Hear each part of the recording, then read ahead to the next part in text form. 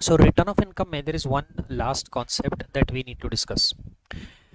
अपने बजट में there has been an amendment and the amendment is quite a significant amendment. In fact कुछ दिनों पहले to be precise आज कौन सा डेट हुआ 10th में जो CA इंटर का पेपर हुआ था उसमें ये अमेंडमेंट पूछा गया था.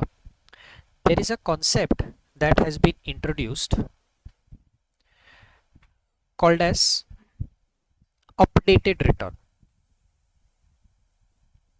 सेक्शन नंबर 139 में एक नया सेक्शन इंट्रोड्यूस हुआ, सॉरी नया सब सेक्शन इंट्रोड्यूस हुआ 8A. अब ये कॉन्सेप्ट क्या है? I'll start with something that you know. अपना basic timeline to file the return, basic due dates to file the return, July October November. अगर मैंने ये डेट्स मिस कर दिया, I could not file a return as per these dates. तो what next? I can still go for something like a belated return 139(4). Timely return miss हो गया तो belated return file कर दूंगा. Last date will be 31st December of the assessment year. अच्छा सब, हाँ वो तो नोटिस आएगा तो ना, मैं सामने से कैसे करूँ? What is 142(1)? एओ नोटिस भेजेगा तो. अच्छा बाई चांस मैंने रिटर्न सबमिट किया है 139(1) वाला या फॉर दैट मैटर इवन 139(4) वाला, मतलब मैंने टाइम पे रिटर्न सबमिट किया या टाइम के बाद किया, और अगर मुझे कोई चेंजेस करने हैं, so even that is possible. I can file a revised return. Time limit of course is still the same 31st December. Now point is something like this कि व्हाट इफ 31st December खत्म होने के बाद मुझे पता चला कि मुझे रिटर्न में कोई चेंजेस करने हैं. 31st December हो गया and now I realize number 1, मैंने जो रिटर्न फाइल किया है उसमें मुझे कोई चेंज करना है, या नंबर 2, मैं रिटर्न फाइल नहीं कर पाया था, neither a timely return nor a belated return, और अब मुझे रिटर्न सबमिट करना है. So technically there is no possibility now. Income tax ने मेरे को पहला मौका दिया सब सेक्शन 1 में, बोला ड्यू डेट के हिसाब से रिटर्न फाइल कर. अगर वो ड्यू डेट के हिसाब से रिटर्न फाइल नहीं कर पाया तो दूसरा चांस दिया 139(4) में, बोला बिलेटेड फाइल कर दे. अगर तूने रिटर्न फाइल किया है और फिर उसमें कोई गलती हुआ है, कुछ भूल गया है, तो उसको चेंज कर सकता है, तो उसको रिवाइज कर सकता है 139(5) में. लेकिन हर सेक्शन का अपना एक लास्ट डेट है. टाइमली रिटर्न फाइल करने का भी लास्ट डेट है जुलाई अक्टूबर नवंबर. बिलेटेड रिवाइज्ड सबका एक लास्ट डेट है, due date, ending date. What if I want to submit a return after that? तो पॉसिबल है ही नहीं. Now via this amendment of updated return possible है. Now a new subsection is created जो बोलता है तुम एक रिटर्न फाइल कर पाओगे. अब there are many small things to pay attention. ये अमेंडमेंट इंपॉर्टेंट इसलिए हो जाता है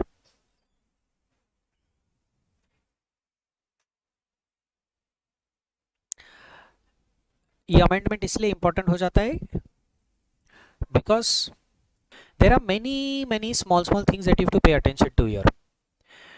इनकम टैक्स ने एक नया ऑप्शन दिया मेरे को, बोला तुम बिलेटेड रिटर्न रिवाइज रिटर्न तो फाइल कर ही सकते हो, लेकिन अब हम तुमको एक और ऑप्शन देते हैं कि सपोज वो टाइम लिमिट तुमने मिस कर दिया, belated revised timely return file नहीं कर पाए, देन हाँ बोलता हूँ, then another option given is that you can file an updated return. अब ये अपडेटेड रिटर्न फाइल करने का time limit is from the end of the assessment year, जो भी असेसमेंट ईयर है तुम्हारा जिसके लिए तुमको अपडेटेड रिटर्न फाइल करना है, उसके एंड से तुमको 2 साल का टाइम दिया. This becomes your last date to file an updated return. So, if we are talking about अपना assessment year 23-24, assessment year 23-24, 139(1) के हिसाब से मेरा ड्यू डेट्स क्या होगा? 139(1) मतलब नॉर्मल तरीके से जो मैं रिटर्न फाइल कर रहा हूँ, माई ड्यू डेट्स विल बी 31 जुलाई 23, 31 अक्टूबर 23, 30 नवंबर 23. अगर मैंने 139(1) वाला ड्यू डेट मिस कर दिया किसी रीजन की वजह से, नॉर्मल टाइमली रिटर्न फाइल नहीं कर पाया, तो बिलेटेड रिटर्न इज 31 दिसंबर 2023. अगर रिटर्न फाइल किया है लेकिन उसमें चेंजेस करने हैं, तो revise return is also the same deadline 31 of December. Now, when I want to file an updated return from the end of my assessment year, I am getting 2 more years. So my last date will be 31st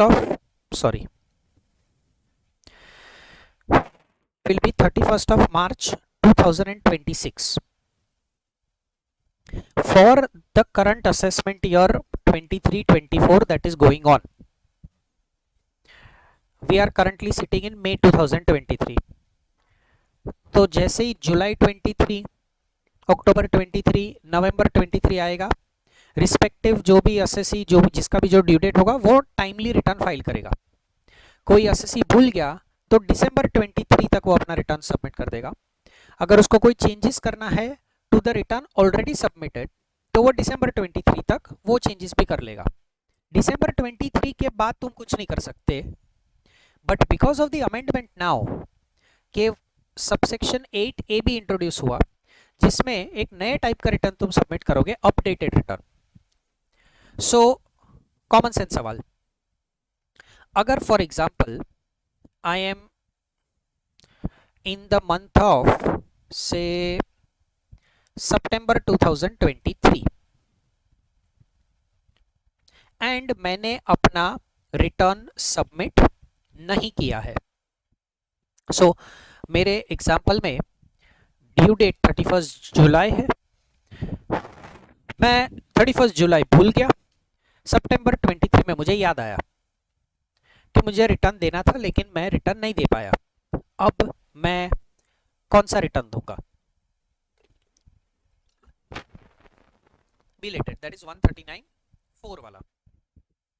अच्छा, तो समझो मैंने belated return दे दिया सितंबर, मतलब वैसे देखा जाए तो इन सितंबर 23 will I go for the option of updated return? जरूरत भी नहीं है.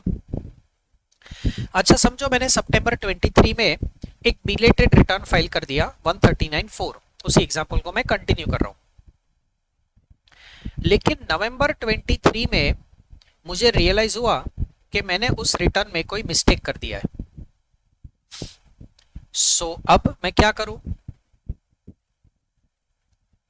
Revise return, correct. सो यहां पे रिवाइज रिटर्न का ऑप्शन अवेलेबल है. अगर तुम अपना थॉट प्रोसेस इमेजिन करो, तुम अपडेटेड रिटर्न सोच ही नहीं रहे हो, बिकॉज अभी तुम्हारे पास टाइमली, बिलेटेड और रिवाइज तीनों ऑप्शंस ओपन है.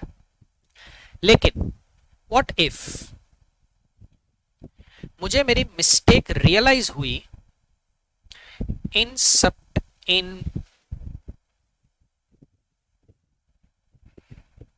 नवंबर बट 2024 में. रिटर्न तो दे दिया, टैक्स भर दिया, खत्म हो गया. नवंबर 2024 में may be I was going through the return, may be I was going through something else, अपने फाइनेंशियल रिकॉर्ड्स देख रहा था, एंड आई रियलाइज कि यार इस पर्टिकुलर एक्सपेंडिचर का, इस पर्टिकुलर इनकम का ट्रीटमेंट मैंने कुछ और दिया था पिछले रिटर्न में, and then I start looking into details and I realize कि हाँ, सितंबर 23 में जो बिलेटेड रिटर्न दे दिया था उसमें गलती हो गया था। अब रिवाइज करने का टाइम लिमिट तो दिसंबर 23 में खत्म हो गया। तो अब तक हाँ, अब तुम्हारे पास ऑप्शन आया अपडेटेड रिटर्न का। So until now before the amendment mistake हो गया, दिसंबर तक रेक्टिफाई करो तो ठीक है। अगर दिसंबर तक तुम रेक्टिफाई नहीं कर पाए, दिसंबर तक तुम रेक्टिफाई नहीं कर पाए तो आगे तुम कुछ नहीं कर सकते। देन वो मिस्टेक का क्या होगा, बोला अगर मेरा असेसिंग ऑफिसर मेरा केस स्क्रूटिनी में पिकअप करेगा तब वो जाके असेसिंग ऑफिसर जाके वो मिस्टेक रेक्टिफाई करेगा। एज एन असेसी मैं खुद अपना रिटर्न देता हूं, उसमें मैंने ही मिस्टेक किया है। दिसंबर तक मेरे पास चांस है उसको चेंज करने का, दिसंबर तक चेंज नहीं कर पाया तो उसके बाद में मेरे को मिस्टेक रियलाइज हुआ तो लीगली मैं कुछ नहीं कर सकता। फिर मेरा असेसिंग ऑफिसर जब वो केस स्क्रूटिनी में पिकअप करेगा तो वो स्क्रूटिनी करते वक्त वो मिस्टेक चेंज कर देगा, रेक्टिफाई कर देगा। बट एज एन असेसी मेरे पास कोई ऑप्शन नहीं है दिसंबर के बाद। ये सिचुएशन हुआ करता था prior to this amendment. Now after this amendment दिसंबर 2023 के बाद भी अगर मैंने कोई मिस्टेक डिस्कवर किया, नंबर 1, या फिर समझो मैंने रिटर्न फाइल अब तक किया ही नहीं था और मेरे को अभी रिटर्न फाइल करना है और दिसंबर 23 के बाद करना है, तो अपडेटेड रिटर्न का ऑप्शन अभी आ गया। This means you are also understanding one more thing subconsciously. Is this section to be used only if you have previously filed a return? Okay, मेरा क्वेश्चन था suppose you have previously filed a return, only then can you use the section? nahi, what if you have previously not filed any return of income? Can you still use this section and file a return for that assessment year? yes, मतलब इस updated return submit करने के पहले तुमने return file किया था या नहीं किया था, इन दोनों सिचुएशंस में तुम अपडेटेड रिटर्न सबमिट कर सकते हो। इतना समझ पड़ा? Okay, now let me take you back to yesterday's lecture. एक केस लॉ लिखा था हमने, revised return replaces the original return, steps into the shoes of original return. ठीक है, अब एक क्वेश्चन, मेरा असेसमेंट ईयर 23-24 है, मैंने 29 जून 2023 को रिटर्न सबमिट कर दिया। ये कौन सा रिटर्न होगा? टाइमली रिटर्न, करेक्ट, 139(1) वाला। ठीक है, चलो अब मुझे एक मिस्टेक रियलाइज हुआ रिटर्न फाइल करने के बाद।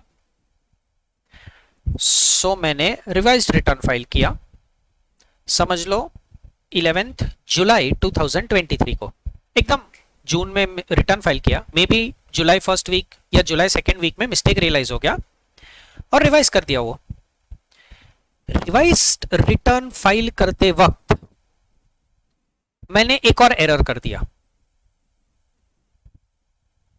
सो पहला एरर रेक्टिफाई किया और नया एरर किया मैंने। कैन आई रिवाइज और revised return? Possible. Revise return replaces the original return. एक बार रिवाइज रिटर्न फाइल हुआ, ओरिजिनल विड्रॉ हो गया, इसका मतलब अब कौन सा रिटर्न एप्लीकेबल है? जून वाला, जुलाई वाला। अब उसमें मिस्टेक हुआ तो उसको भी रेक्टिफाई कर सकता हूं मैं। अप टू 31 ऑफ डिसंबर मैं रिवाइज रिटर्न को भी रिवाइज कर सकता हूं। I can revise a timely return, I can revise a belated return, I can revise a return of loss 139(3) वाला, लॉस कैरी फॉरवर्ड करना हो तो, and I can also revise a revised return। लेकिन अगर मैं अपडेटेड रिटर्न फाइल करता हूं, if I am filing an updated return under subsection 8A, तो updated return can not be updated again. मतलब एक ही बार हो सकता है, एक बार अपडेटेड रिटर्न फाइल किया for a particular assessment year, उसके बाद उसको वापस अपडेट नहीं कर सकता मैं। सेकेंड चीज, क्या मैं अपडेटेड रिटर्न को रिवाइज कर सकता हूं? No sir. नहीं, क्यों? तो बिकॉज 31 दिसंबर तक तो बस रिवाइज का ही ऑप्शन होता है, वो छूट जाएगा फिर अपडेट करना होता है। वन लॉजिक, टाइम लिमिट नहीं है। टेक्निकल लॉजिक, रिवाइज्ड रिटर्न के सेक्शन में लिखा है कि तुम 139.1 वाला रिटर्न अपडेट कर 139.1 वाला रिटर्न रिवाइज कर सकते हो, 139.4 वाला, और कुछ नहीं लिखा। मतलब अपडेटेड रिटर्न ना सबसेक्शन 1 में फाइल होता है, ना सबसेक्शन 4 में फाइल होता है, सबसेक्शन 8A में फाइल होता है। जब इन लोगों ने अपडेटेड रिटर्न वाला अमेंडमेंट इंट्रोड्यूस किया तो रिवाइज रिटर्न का सेक्शन वैसे का वैसा रखा। मतलब if a return is filed under 139.1 it can be revised. 4, 5 it can still be revised because 5 वाला रिटर्न रिप्लेस कर देगा ओरिजिनल रिटर्न को। लेकिन अगर तुम 8A में अपडेटेड रिटर्न फाइल करते हो तो उसको रिवाइज कर ही नहीं सकते। मतलब अपडेटेड रिटर्न में कोई गलती हो गया तो तुम कुछ नहीं कर सकते उसका। रिवाइज्ड में गलती हो गया तो उसको रिवाइज कर सकते हैं, सब्जेक्ट टू द फैक्ट कि टाइम लिमिट अवेलेबल होना चाहिए। अपडेटेड में गलती हुआ तो उसका कुछ नहीं हो सकता। नेक्स्ट थिंग, गवर्नमेंट तुमको ये ऑप्शन दे रही है कि तुम अपडेटेड रिटर्न फाइल करो, लेकिन ये ऑप्शन में प्रॉब्लम कुछ ऐसा है कि when you will submit an updated return, return है तो रिटर्न के साथ टैक्स भरना पड़ेगा, टैक्स के साथ इंटरेस्ट भरना पड़ेगा, इंटरेस्ट के साथ फी भरना पड़े। फी तब भरना पड़ेगा जब तुमने टाइम पे रिटर्न सबमिट नहीं किया है। सो 5 मिनट पहले मैंने एक सवाल पूछा था, वापस पूछता हूं, क्या अपडेटेड रिटर्न फाइल करने के लिए यह जरूरी है कि इसके पहले तुमने रिटर्न फाइल किया होना चाहिए? नहीं। So even if you have not filed a return of income earlier, उस पर्टिकुलर असेसमेंट ईयर के लिए सबसे पहला रिटर्न तुम्हारा अपडेटेड रिटर्न हो सकता है। ठीक है, तो अगर तुम्हारा सबसे पहला रिटर्न अपडेटेड हुआ तो ऑब्वियसली वो लेट तो है ही ना, ड्यू डेट के हिसाब से तो फाइल किया ही नहीं है, तो फी, लेट फी 1,000 रुपया, 5,000 रुपया, ये भी तो भरना पड़ेगा। But the all important thing, तुम टैक्स भरोगे, तुम इंटरेस्ट भरोगे, तुम फी भरोगे, and you will also pay something called as additional tax. And the surprising part is ये additional tax is either at the rate of 25% or at the rate of 50%. 2 percentages है, but किस चीज का? 25% of tax plus interest, 50% of tax plus interest. Now इसमें surprising, it is the surprising thing और thing क्या है? Government मेरे को बोल रही है कि देख, belated return, revise return, timely return miss हो गया ना तेरे से, तो तू अपडेटेड रिटर्न फाइल कर सकता है। हमने एक और ऑप्शन दे दिया, एक और सबसेक्शन बना दिया। लेकिन इस बार गवर्नमेंट बोल रही है कि ये ऑप्शन हम तुमको दे रहे हैं ना एसएससी, तो उसमें एक एडिशनल कॉस्ट है। तेरे को नॉर्मली इनकम पे टैक्स, टैक्स पे इंटरेस्ट देना पड़ेगा, लेकिन अब एक्स्ट्रा अमाउंट भी देना पड़ेगा। अगर मैंने टाइमली रिटर्न फाइल किया, बिलेटेड रिटर्न फाइल किया, रिवाइज रिटर्न फाइल किया, तो मैं क्या पे करता हूं गवर्नमेंट को? ये तीन में से कोई भी रिटर्न 139 1 वाला, 4 वाला, 5 वाला, तो मैं क्या क्या पे करूंगा? मैं टैक्स भरूंगा, इंटरेस्ट भरूंगा, फी भरूंगा। फी आएगा अगर लेट हुआ तो। इंटरेस्ट के 3 सेक्शन हमने कल ऊपर ऊपर से देखे हैं। बॉटम लाइन मोड मैं क्या बोलना चाहता हूं, अगर तुम 139(1) में टाइमली बिलेटेड रिवाइज्ड पे करते, sorry timely belated revise return file करते हो तो तुम सिर्फ इतना अमाउंट पे करते हो। अगर तुम अपडेटेड रिटर्न फाइल कर रहे हो तो ये अमाउंट्स तो एनीवेज भरनी है तुमको, साथ में तुमको एडिशनल अमाउंट भरना है। एंड ये additional amount is at the rate of 25% और 50% of what? Tax plus interest. Generally ना तुमने ऑब्जर्व किया होगा तो वंडरफुल, नहीं तो now you can observe. Income, income पे टैक्स गिना जाता है, टैक्स पे इंटरेस्ट गिना जाता है। अब एडिशनल टैक्स टैक्स पे भी गिना और इंटरेस्ट पे भी गिना। सो ये थोड़ा उल्टा वर्किंग किया। गवर्नमेंट बोल रहा है इनकम गिन, उस पे टैक्स गिन, उस टैक्स पे इंटरेस्ट गिन, और फिर वो टैक्स और इंटरेस्ट इकट्ठा करके वापस टैक्स गिन। इंटरेस्ट पे टैक्स गिना जा रहा है। उल्टा होता है ना, टैक्स पे इंटरेस्ट कैलकुलेट होता है।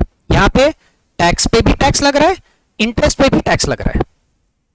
ये एक एक्स्ट्रा खर्चा हुआ अगर मैं एकदम कॉमन मैन के एंगल से बात करूं तो, कि भाई अपडेटेड रिटर्न फाइल करेगा ना तो टैक्स 100 रुपया, इंटरेस्ट 10 रुपया, 110 रुपया तो देना ही है।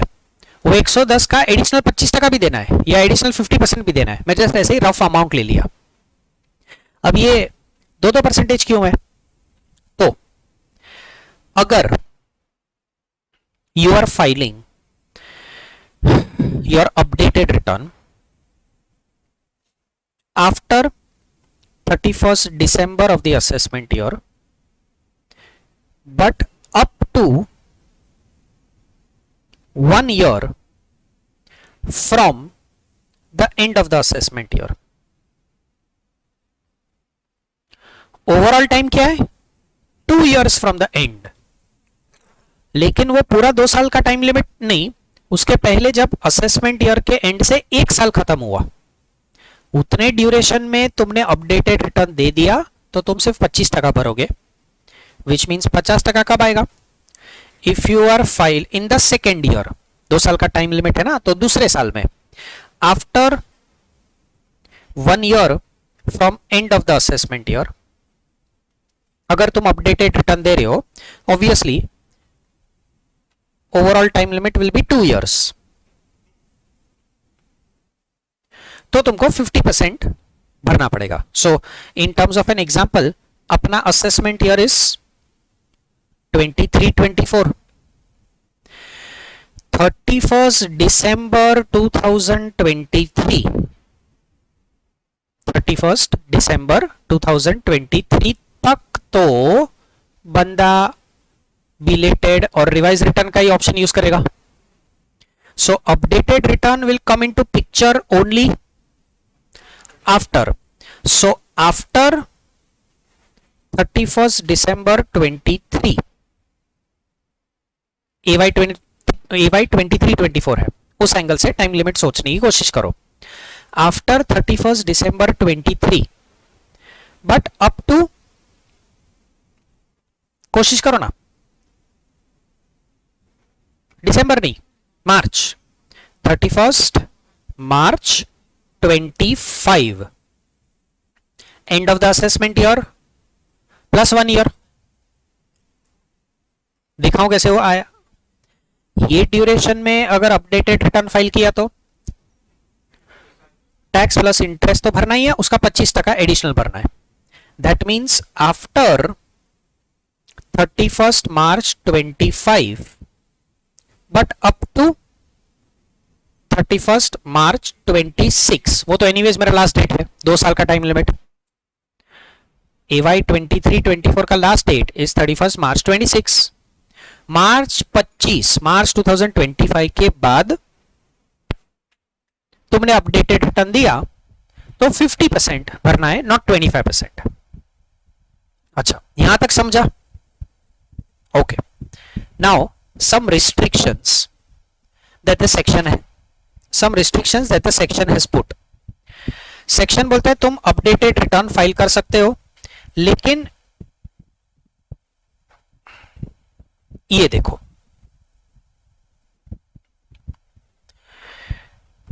instead of printing the section the way it is there in the act and then you have to make an effort कि इसको इंटरप्रेट करो, लीगल लैंग्वेज पढ़ो, मैंने सीधा सिंप्लीफाइड वर्जन ही बुक में डाल दिया। कुछ चीजें तुमको पता चल जाएगी आराम से। फर्स्ट, कौन फाइल कर सकता है updated return? Answer is assessee, but that's a very silly answer. Return हमेशा असेसी ही देगा, so I am not talking that way. कौन फाइल कर सकता है? या तो उसने पहले कभी रिटर्न नहीं दिया, या तो उसने पहले रिटर्न दिया है लेकिन वो अब रिवाइज नहीं कर सकता, तो उसको वापस कुछ चेंज करना है दिसंबर के बाद। So point number 1, who has not filed a return या who has already filed a return. Point 2, time limit क्या है? एंड ऑफ असेसमेंट ईयर से 24 मंथ्स, 24 मंथ्स मतलब 2 साल। क्यों फाइल करोगे तुम अपडेटेड रिटर्न? या तो तुमने पहले रिटर्न नहीं दिया, या तो इनफैक्ट ये थोड़ा बाद में सोचो, ये बाद में करो। I'll tell you why. Cases where an updated return cannot be filed.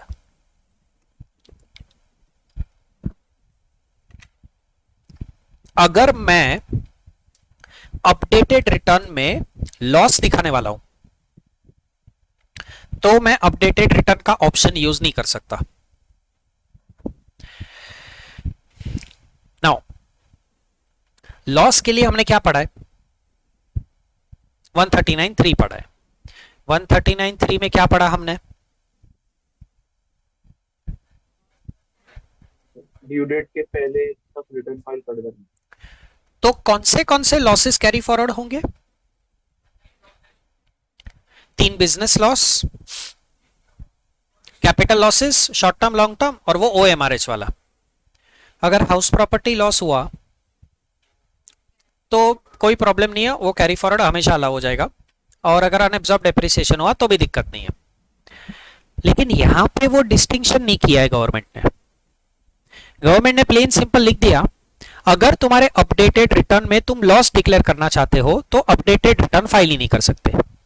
मतलब if it is a return of loss, ये जो मेरा लॉस है, this can be any loss.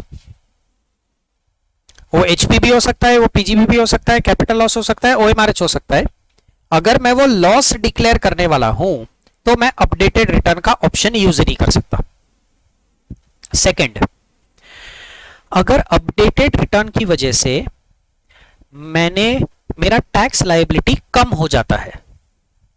कम हो जाता है मतलब एज कंपेयर टू जितना टैक्स मैंने ऑलरेडी पे किया हुआ है, जितनी इनकम ऑलरेडी डिक्लेयर की हुई है, उसके कंपैरिजन में अगर मेरा टैक्स कम हो रहा है तो मैं अपडेटेड रिटर्न फाइल नहीं कर सकता। सो मैंने रिटर्न फाइल किया, उसमें मैंने 45,000 का टैक्स भरा। अब रिवाइज का टाइम लिमिट खत्म हो गया।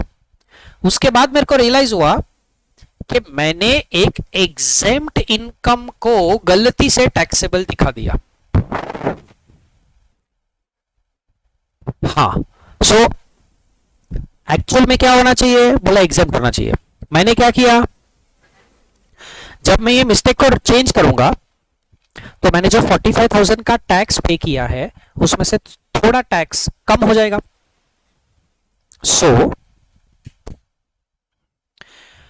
तुम ये रिवाइज रिटर्न में कर सकते हो। रिवाइज रिटर्न में कोई रिस्ट्रिक्शन है ही नहीं।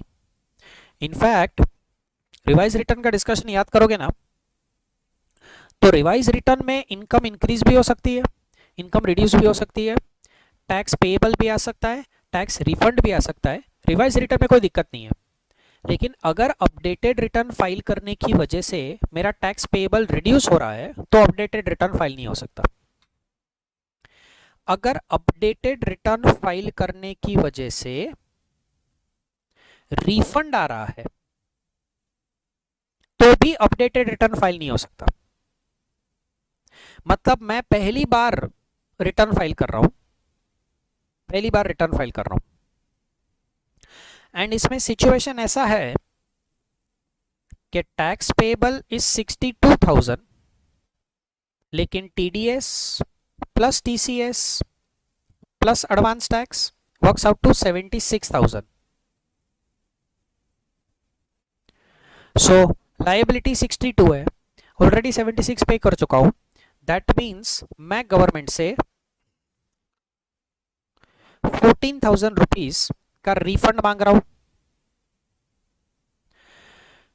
अब अपडेटेड रिटर्न का ऑप्शन नहीं है तुम्हारे पास, मतलब अगर रिफंड चाहिए या तो टाइमली रिटर्न फाइल करो, बिलेटेड फाइल कर लो, रिवाइज्ड फाइल कर लो, मतलब दिसंबर 31 तक अपना रिटर्न दे दो. अगर वो डेट मिस हो गया और फिर तुमको रिफंड वाला रिटर्न देना है तो वो रिटर्न तुम अपडेटेड रिटर्न के तौर पे नहीं दे सकते. That refund you will not be able to declare a refund in your updated return. Point number B और सी तुम साथ में एनालाइज करोगे. मेरी टैक्स लायबिलिटी रिड्यूस नहीं हो सकती, मैं रिफंड डिक्लेयर नहीं कर सकता. मतलब क्या मेरे अपडेटेड रिटर्न में टैक्स पेएबल आ सकता है?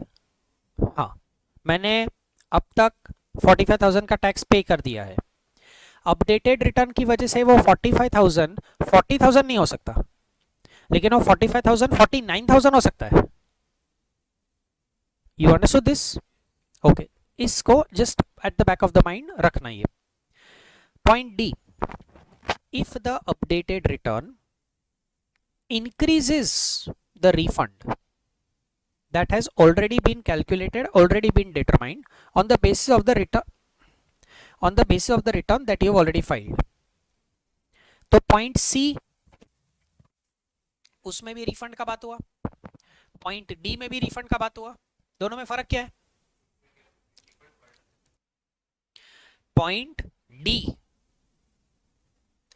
इज तुमने ऑलरेडी रिटर्न फाइल किया है, उसमें x रुपीज रिफंड दिखाया है और अब वो x प्लस समथिंग करना है तुमको.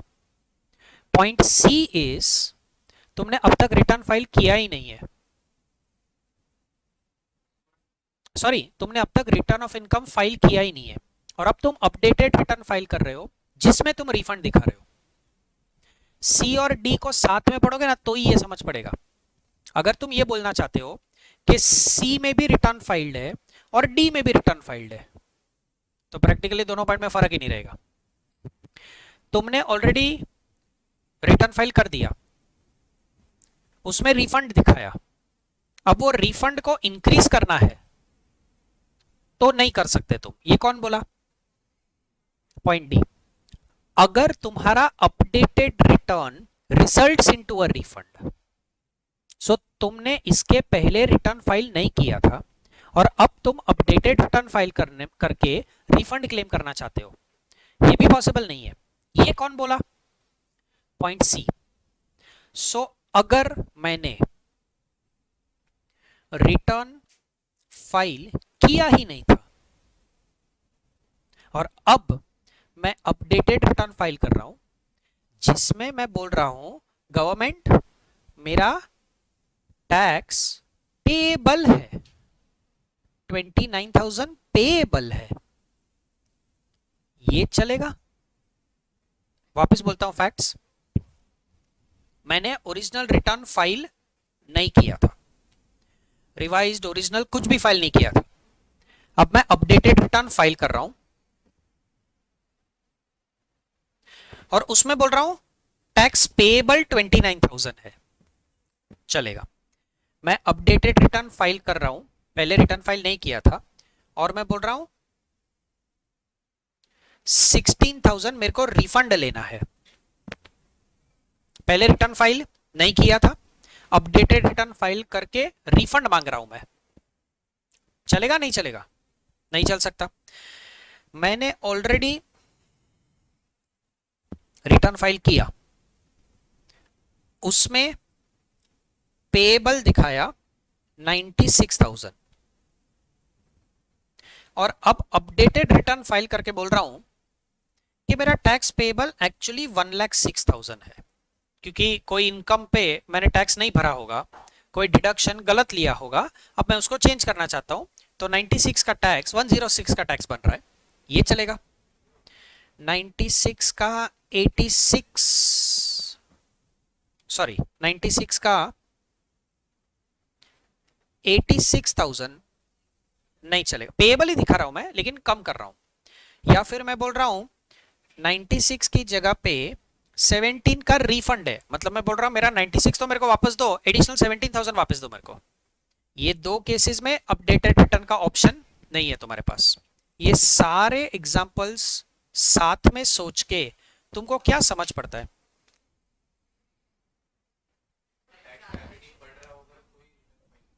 Updated return is only possible जब मुझे गवर्नमेंट को अमाउंट देनी है।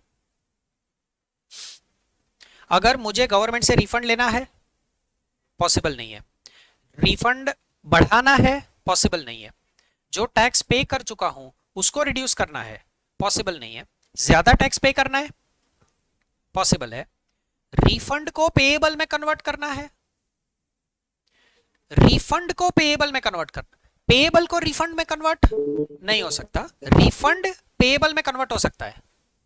ठीक है, चलो। Then point E, if an updated return already has been filed by the person, तो वापस अपडेट नहीं कर सकता उसको। Point F, if a search has been initiated, जो कॉमन मैन बोलता है रेड हुआ, उसका legal term is search. May be next week I will take up a lecture with you जिसमें मैं रेड का डिस्कशन करूंगा आपके साथ, वो भी आपके सिलेबस में है। So common man says raid पड़ा, legally that is section 132 of income tax act which is called as search. Raid is not the legal term, income tax act में रेड वर्ड यूज हुआ ही नहीं है। The word is search and seizure, मतलब थोड़ा English use करो, seize करना। Raid party तुम्हारी चीजें लेके ही जाता है, तो तुम्हारे जगह पे आता है, सबको ढूंढता है, सर्च करता है, और जो भी अनडिस्क्लोज्ड इनकम होगी वो सीज करके लेके जाएगा। सो अगर रेड पड़ा है तो रेड किस बंदे, किसके लिए पड़ेगा रेड, किस टाइप ऑफ असेसी के लिए रेड होगा? अनडिस्क्लोज्ड इनकम होगा। अब रेड पड़ा, तुम्हारा अनडिस्क्लोज्ड इनकम डिस्कवर हो गया। अब तुम बोलते हो ठीक है चलो ये असेसमेंट ईयर का मैं अपडेटेड रिटर्न दे देता हूं, टैक्स ले लो, इंटरेस्ट ले लो और एडिशनल 25% ले लो। ये नहीं होगा, ये नहीं चलेगा, क्योंकि जब रेड पड़ेगा तो रेड के बाद, रेड तो 3 4 5 6 दिन चलेगा, मैक्सिमम 1 वीक 10 दिन, डिपेंड्स ऑन द असेसी कितना हिडन इनकम है। बट रेड के बाद क्या होता है? रेड में तुमने क्या किया है, तुमने सिर्फ अनडिस्क्लोज्ड इनकम डिस्कवर करके उसको जब्त कर लिया है, उसके बाद उस पर टैक्स लगाएगा। अब वो टैक्स डिपार्टमेंट लगाएगा ना, वो इनकम पे टैक्स लगाया, उस पर इंटरेस्ट लगाया, उस पर पेनल्टी भरा।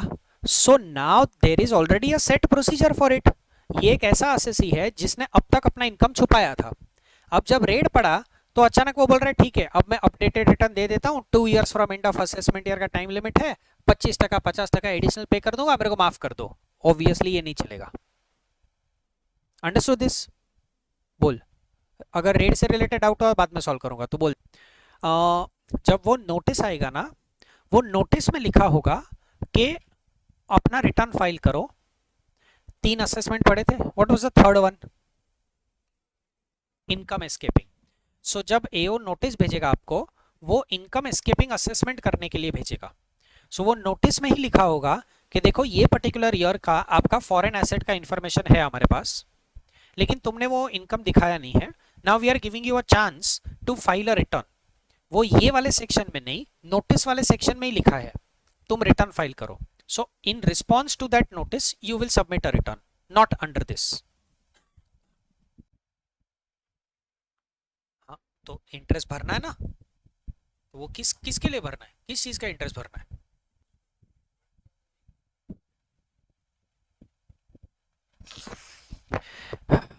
अगर तू टाइम पे रिटर्न फाइल करता है तो डिफॉल्ट का इंटरेस्ट लगता है या डेफरमेंट का?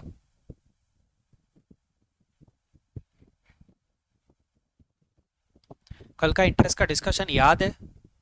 पक्का? बोल कौन से इंटरेस्ट लगते हैं?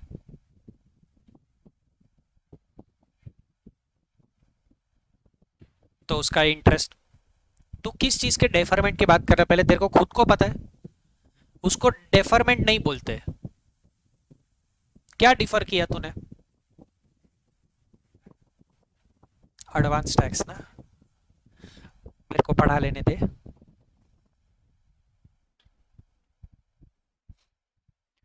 तुमको इतना कन्विंस हुआ कि रेड केस में ये सेक्शन यूज नहीं कर सकते? अच्छा, अब पॉइंट जी, अगर बुक्स ऑफ अकाउंट और डॉक्यूमेंट रिक्विजिशन हुआ है, सर ये रिक्विजिशन मतलब it was a question not meant to be answered. GST act में रेड पड़ा, जीएसटी एक्ट के हिसाब से रेड पड़ा, तो जीएसटी ऑफिसर ने तुम्हारा सारा बुक्स एक्सेट्रा सीज किया और फिर वो जीएसटी के हिसाब से सारा असेसमेंट करेंगे। अब तुम कॉमन सेंस यूज करो, अगर किसी बंदे ने जीएसटी में गड़बड़ किया है तो डोंट यू थिंक उसका इंपैक्ट इनकम टैक्स में भी आएगा? सो अब जीएसटी डिपार्टमेंट ने तो रेड कर दिया है, do you think income tax department red करने जाएगा? ये एक ऐसा असेस है ना जिसका इनकम टैक्स भी झोल है ही, जीएसटी का झोल किया उसने, तो उसका इंपैक्ट इनकम टैक्स में भी पड़ेगा। तो इनकम टैक्स डिपार्टमेंट रेड करने जाएगा? नहीं। क्या मिलेगा उसको? जीएसटी ऑफिसर सब लेके गए ना, चाय पीने जाएगा? लेकिन तुम मानते हो कि इनकम टैक्स में भी इसका इंपैक्ट पड़ेगा? अब जीएसटी डिपार्टमेंट ने अपना सारा प्रोसीजर कर दिया, जीएसटी एक्सेट्रा वसूली कर दिया, तो उसके बाद वो जो बुक्स एक्सेट्रा लिया होगा, सीज किया होगा, वो असेसी को वापस करेगा। बुक्स, एसेट्स, जो भी सब कुछ है, पैसा वैसा जो भी तुमने जीएसटी का गड़बड़ किया है वो सब वापस होगा। अब मैं रेड करूं? अब मैं रेड करूं? नहीं, because if I do the red now, assessee ने सब कुछ रफा दफा कर दिया होगा। सो इनकम टैक्स डिपार्टमेंट को भी पता है ये सब कुछ पॉसिबल है।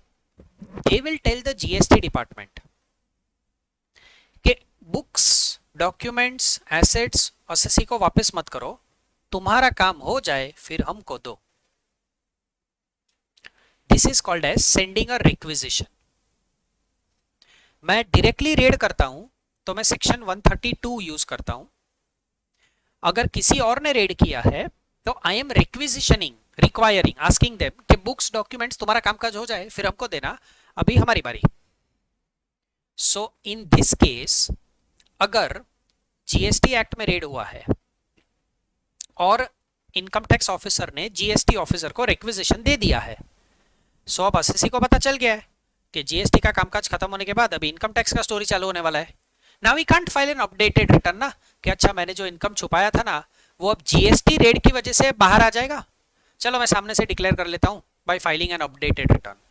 ये नहीं होगा, बिकॉज अब इनकम टैक्स एक्ट, जीएसटी का प्रोसीजर होने के बाद इनकम टैक्स प्रोसीडिंग्स चालू होगा, एंड जो प्रोसेस, जो असेसमेंट इनकम टैक्स करता, अगर रेड पड़ता, वो सेम प्रोसेस रिक्विजिशन में भी होगा। I will repeat this if you missed a link in between. पहले कौन सा रेड पड़ा? जीएसटी डिपार्टमेंट को क्या बोला जाएगा? बुक्स, डॉक्यूमेंट्स, एसेट अब इनकम टैक्स ऑफिसर को पास ऑन करो। इनकम टैक्स ऑफिसर क्या करेगा? He will proceed, start taxing your income in the same way that he would have done अगर उसने डायरेक्टली रेड किया होता। Now if this much fits in your mind, raid के case में मैं updated return allow नहीं करता, तो रिक्विजिशन के केस में भी मैं अपडेटेड रिटर्न अलाउ नहीं करूंगा। मतलब अब असेसी सामने से अपडेटेड रिटर्न में इनकम डिस्क्लोज करके 25%, 50% एक्स्ट्रा भर के छूट नहीं सकता। Okay, point H, a survey has been conducted. Raid से एक लेवल बिलो, एक लेवल कम serious, less serious is survey. महीना या 2 महीना हो गया, बीच में न्यूज आया था कि बीबीसी की ऑफिसेस पे सर्वे हुआ है। सर्वे इज नॉट रेड, सर्वे भी इनकम टैक्स डिपार्टमेंट ही करता है। इनकम टैक्स डिपार्टमेंट तुम्हारे प्रीमाइसेस में आएगा, लेकिन वो रेड की तरह सब कुछ सीज करके नहीं जाएगा। वो लोग सर्चिंग करेंगे, वो लोग तुमसे क्वेश्चंस पूछेंगे, वो लोग लिस्ट बनाएंगे, तुम्हारे आंसर्स ऑफिशियली रिकॉर्ड होंगे, कैश काउंटिंग होगा। Survey is one level below raid. Survey के सेक्शन में लिखा है तुम कभी एंटर कर सकते हो, ये टाइम के बाद एंट्री नहीं हो सकता। तुम कहां कहां जा सकते हो, कहां कहां नहीं जा सकते, सर्वे में ये सारे रिस्ट्रिक्शंस डाले हुए हैं। If you use your common sense you will understand it. Red में ऐसा कोई रिस्ट्रिक्शन है? रात को 2 बजे भी रेड हो सकता है। रेड में ऐसा कोई रिस्ट्रिक्शन नहीं है कि सिर्फ ऑफिस में रेड होगा, घर पे रेड नहीं होगा। रेड होगा तो सब जगह पे होगा। Raid is the ultimate step, search is the ultimate step to find out undisclosed income.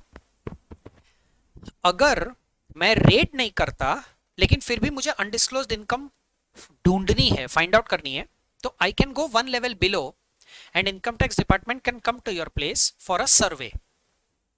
BBC के ऑफिस में सर्वे हुआ था, सर्च एंड सीजर रेड नहीं हुआ था।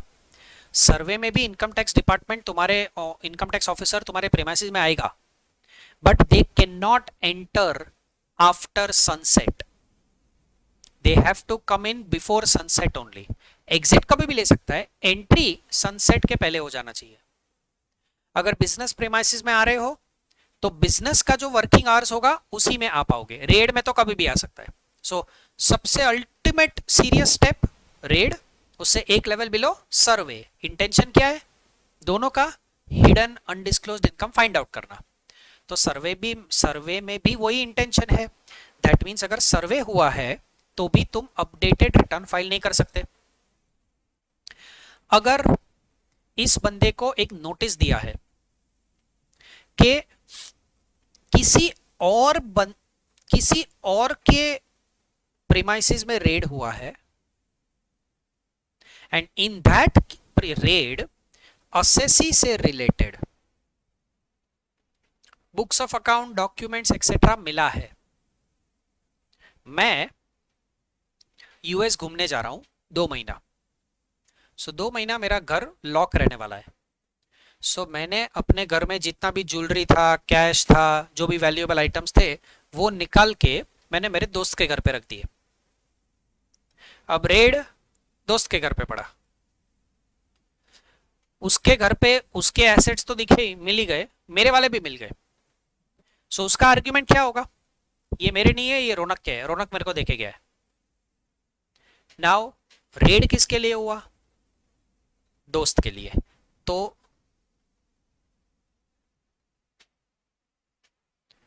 दोस्त मतलब सम अदर पर्सन, लेकिन उस बंदे के रेड में रौनक से related money, Boolean, jewellery, valuable article मिला, बुक्स, डॉक्यूमेंट्स मिला। सो अब उसका तो रेड हुआ है। इफ यू केयरफुली अंडरस्टैंड, उसके लिए तो एनीवेज टैक्स लगने ही वाला है उसकी हिडन इनकम पे। दोस्त मेरा दोस्त, लेकिन अब मेरे को भी नोटिस मिलेगा। हाँ, क्योंकि अब तुम इसको रियल लाइफ में इमेजिन करोगे तो समझ पाएगा। मेरा दोस्त अपनी इनकम छुपाने के लिए मेरे नाम का है करके बोल सकता है। तो अब इनकम टैक्स ऑफिसर ये भी सोचेगा ना कि सच में रौनक का है या है दोस्त का ही रौनक के नाम पे चिपका रहा है। सो जैसे दोस्त का असेसमेंट हो रहा है वैसे रौनक का भी असेसमेंट करना पड़ेगा। सो रौनक को भी नोटिस मिलेगा कि देख, in the raid of some other person, books, documents, money, valuable article related to you, pertaining to you have been found. So हम तेरे को नोटिस भेज रहे हैं। अब ये नोटिस मिला मेरे को, तो मेरे को भी पता चला कि मेरा अनडिस्क्लोज्ड इनकम भी अभी बाहर आएगा। सो मैं बोलता हूं ये मेरा अपडेटेड रिटर्न, उसमें मैं ये इनकम दिखाना भूल गया था वो पर्टिकुलर साल में, 2 साल का टाइम गैप है ना, तो 2 साल पुराना इनकम मैं दिखाना भूल गया था, मिस आउट हो गया मेरे से, अभी ये ले लो। नाउ यू अंडरस्टैंड, ये नहीं हो सकता, ये ऑप्शन नहीं देगा गवर्नमेंट तुमको। पॉइंट जे, अगर कोई पर्टिकुलर ईयर का असेसमेंट, रीअसेसमेंट, रिवीजन पेंडिंग है या कंप्लीट हो चुका है, तो तुम अपडेटेड रिटर्न फाइल नहीं कर सकते। अब इसका मतलब क्या हुआ, आपको ये याद है? नहीं सॉरी, इधर नहीं है, ये याद है बेटा, this one, you remember this? अच्छा, what are the three types of assessment? बोला regular, best judgement, income escaping. थोड़ा एक्स्ट्रा है, एक वर्ड एक्सप्लेन करने के लिए मैं ये चीज सिखा रहा हूं तुमको। बेटा अगर तुम असेसिंग ऑफिसर हो और मैं असेसी हूं, तुम्हारे पास असेसमेंट करने के तीन ऑप्शंस है। सबसे पहले कौन सा ऑप्शन यूज करोगे? Regular, that's why it is called regular. Regular, in the regular course of things सबसे पहला असेसमेंट तुम करोगे रेगुलर। अगर किसी वजह से रेगुलर असेसमेंट नहीं कर पाए तो बेस्ट जजमेंट। और अगर रेगुलर बेस्ट जजमेंट सब कुछ करने के बाद, सब कुछ का टाइम लिमिट खत्म होने के बाद तुमको पता चला कोई इनकम छुपी हुई है, हिडन है, तो तुम क्या करोगे? Income escaping. तीन असेसमेंट है ना, मैं ये तीन पॉइंट में खेल रहा हूं। So my question to you, my point is, I am trying to get one thing into your mind. Initially कौन सा असेसमेंट होगा? या तो रेगुलर, और अगर वो नहीं हो पाया तो best judgment. So income escaping assessment will generally happen for selected few people जिनका एक्चुअली इनकम छूट गया है। नहीं समझा? विच मीन्स, क्या ये पॉसिबल है कि मेरा पहले असेसमेंट हो गया और वापस असेसमेंट हो रहा है as income escaping assessment? Possible है। पहले मेरा कंप्यूटेशन हो गया है, लेकिन उस कंप्यूटेशन में वो इनकम असेसिंग ऑफिसर पकड़ नहीं पाया और अब उसको पता चल रहा है, तो वापस असेसमेंट कर सकता है। दिस कॉन्सेप्ट, ये समझा मैं क्या बोला? This concept of income escaping assessment is, और ये वर्ड तुम आराम से समझ जाओगे, is also called as reopening of case. Based on the last thing that I just spoke, if you understood it common sense के एंगल से भी, तो तुमको ये वर्ड समझ जाएगा। केस रीओपन हुआ एंड उसको लीगली देखो क्या बोला जाता है। इफ एनी, नहीं नहीं रिवीजन नहीं, तू रुक। इफ, नहीं तू एक बेसिक गलती कर रहा है, that's why I am saying रुक। If any, point number J, if any proceeding for assessment, assessment मतलब अपना नॉर्मल रेगुलर बेस्ड जजमेंट, या फिर ये क्या लिखा, रीअसेसमेंट, रिकम्प्यूटेशन, मतलब ये क्या है, इनकम एस्केपिंग असेसमेंट, या फिर ये क्या है, क्या word, what is a word, assessing officer तो असेसमेंट करेगा, कमिश्नर क्या करेगा, रिवीजन। तो गलती किसने किया? एओ ने अपने असेसमेंट में कुछ गलती किया, पकड़ा किसने वो गलती? सीआईटी ने। तो सीआईटी को भी पावर दिया कि तू एओ का जो भी प्रोसीजर है वो रिवाइज कर सकेगा, रिवीजन कर पाएगा। अगर गलती खुद एओ ने पकड़ लिया होता, ये आपको आई एम प्रीटी श्योर याद होगा, अगर गलती खुद एओ ने पकड़ लिया होता तो एओ करता रेक्टिफिकेशन, अगर सीआईटी ने पकड़ा है तो सीआईटी विल डू रिवीजन। अब सीआईटी मेरा रिवीजन कर रहा है, मैं असेसी, तुम एओ और इधर सीआईटी, तुमने क्या किया? हाँ एओ है हम, तो आगे बोलो एओ है हम, तुमने क्या किया, तुम कौन हो? तुमने गलती किया। अच्छा, गलती करने के लिए उसके पहले कुछ करना पड़ेगा ना, वो तुमने रिटर्न फाइल किया, सुनो सुनो, delete delete delete delete, right click, refresh, वापस आओ, शुरू करो पहले से, मैं कौन? अब तुमको आइडेंटिटी क्राइसिस, मैं सर्कल ड्रॉ करके बोलो, एक एक्स लिखो एक वाई लिखो, वो वैसे समझता है तुमको? हाँ, रियल लाइफ नहीं समझ रहा तुमको, तो सर्कल, तो मैं असेसी, मैं ये हूं, ये, तो भरोसा नहीं समझा, वो समझा के नहीं, वो 15 मिनट बाद मेरे को पता चलेगा तुम कौन, और ये जो इधर कुर्सी पड़ा है वो कौन, सीआईटी। मैंने क्या किया? रिटर्न फाइल किया। तुमने क्या किया, गलती किया, लेकिन गलती करने के लिए कि असेसमेंट में, बरोबर, उस असेसमेंट का गलती इसने पकड़ा। ठीक है, अब गलती क्या किया तुमने पता है, तुमसे मेरा कोई इनकम डिटेक्ट नहीं हुआ। मैं बोलूंगा तुमको ये इनकम है, मैं चुप बैठा, तुमने असेसमेंट कर लिया लेकिन वो इनकम छूट गया, और वो उसने पकड़ा। उसने मतलब किसने, तो सीआईटी क्या कर रहा है अभी, तो सीआईटी मेरे को बोलेगा रौनक मैं रिवीजन कर रहा हूं, और एओ ने ये ऑर्डर पास किया है, एओ ने इतना इनकम गिना है, लेकिन इसमें ये इनकम ऐड कर रहा हूं। अब मेरे को डॉक्यूमेंट दिखा, ये क्वेश्चन का जवाब दे, उसका खुद का प्रोसेस चल रहा है। अब मैं बोलता हूं हाँ हाँ मेरी इनकम है, मैं भूल गया, ये लो अपडेटेड रिटर्न, चलेगा? Which means updated return can not be filed अगर असेसमेंट, रीअसेसमेंट, रिकम्प्यूटेशन, रिवीजन या तो चल रहा है पेंडिंग, या ऑलरेडी खत्म हो चुका है। खत्म हो चुका है तो भी अपडेटेड रिटर्न नहीं दे सकते, पेंडिंग है तो भी अपडेटेड रिटर्न नहीं दे सकते। That means if you carefully think, वो पर्टिकुलर असेसमेंट ईयर का असेसमेंट हो गया खत्म, तो अपडेटेड रिटर्न देके उसको डिस्टर्ब नहीं कर सकते। सुनो पूरा, नहीं इसमें तुमको शांति से सुनना पड़ेगा, this is something difficult for you and may be for the first time.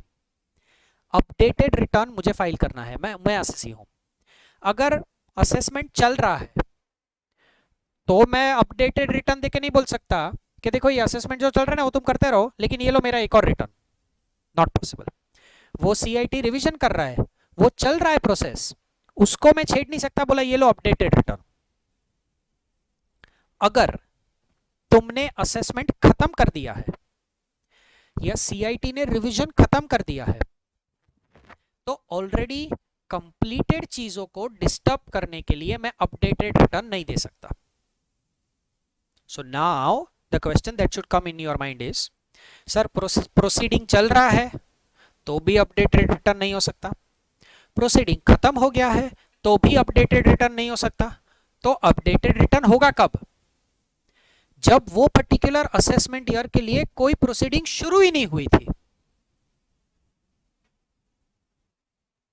Time लगेगा, समझा? वैसे स्ट्रेट फॉरवर्ड है अगर तुम शांति से सोचो तो। मैं कौन हूं,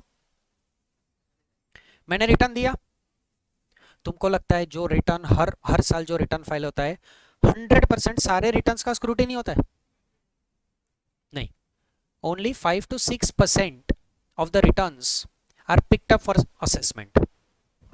इंडिया का, ये बात मैंने किया है पास्ट में या नहीं पता नहीं, इंडिया का पॉपुलेशन अराउंड 135 करोड़ जो भी होगा अभी, बट डू यू रियलाइज कि सारे के सारे लोग तो रिटर्न नहीं देते, और मैं तो कंपनी फर्म गिना ही नहीं है ये 135 करोड़ में। 135 करोड़ तो इंडिविजुअल्स है, all individuals don't file a return. In totality 4 से 4.5 करोड़ रिटर्न आता है, मतलब कंपनी फर्म इंडिविजुअल एओपी सब गिन के एक असेसमेंट ईयर में 4.5 करोड़ का रिटर्न सबमिट होता है, बस। आई मीन 4.5 करोड़ का रिटर्न नहीं, number of returns filed are 4.5 crore. That is one reason why you might understand now कि गवर्नमेंट इज आफ्टर एवरीवन के रिटर्न सबमिट करो। In so many individuals 135 crore, कुछ ना कुछ इनकम तो कमा ही रहे सब लोग, लीगली इलीगली जो भी है, कुछ ना कुछ इनकम तो कमा रहा है, not everybody but majority of them. चलो, the individuals who are filing return plus companies firms etcetera, total is only 4-5 crore का रिटर्न। Even if you take that into consideration, क्या 5 करोड़ रिटर्न का स्क्रूटिनी, उतना मैन पावर है डिपार्टमेंट के पास? So only 5 to 6% of the returns are selected for scrutiny. This means बहुत सारे ऐसे रिटर्न है जिनका कभी असेसमेंट नहीं हुआ, रिवीजन नहीं हुआ, ये लोग अपडेटेड रिटर्न दे सकते हैं ना। जिसका असेसमेंट पेंडिंग है वो अपडेटेड रिटर्न नहीं दे सकता, जिसका रिवीजन पेंडिंग है वो अपडेटेड रिटर्न नहीं दे सकता, जिसका असेसमेंट कंप्लीट हो चुका है वो अपडेटेड रिटर्न नहीं दे सकता, जिसका रिवीजन कंप्लीट हो चुका है वो अपडेटेड रिटर्न नहीं दे सकता, लेकिन जिसका असेसमेंट रिवीजन शुरू ही नहीं हुआ है वो अपडेटेड रिटर्न दे सकता है। अब हुआ कन्विंस, पक्का समझा? अब आई थिंक बाकी ये पॉइंट के तो तुम पढ़ोगे तुमको खुद को समझ जाएगा। If the assessing officer has information in his possession in respect of this person under Smugglers and Foreign Exchange Manipulator Act, prohibition of बेनामी प्रॉपर्टी, बेनामी मतलब किसी और के नाम पे ब्लैक मनी में खरीदा हुआ, prevention of money laundering act, black money act, and such information has been communicated to the assessing officer prior to the date of furnishing of updated return.